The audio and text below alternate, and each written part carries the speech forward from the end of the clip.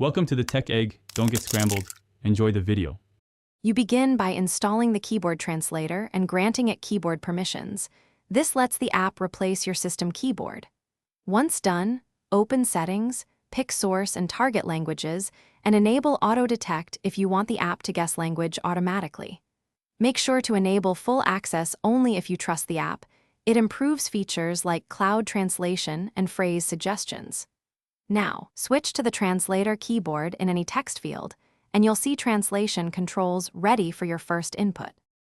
You type as usual and watch the live translation appear above the keyboard or in a preview pane. This is how the keyboard saves time. Use phrase suggestions and tap alternate translations to refine meaning because literal word-for-word output can miss intent. If you need a different script or accent, switch transliteration modes. That helps when languages share sounds but use other alphabets.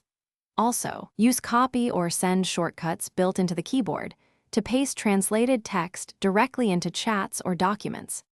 When you reach the end, always review and edit translated text inline before sending, because context and tone can change meaning.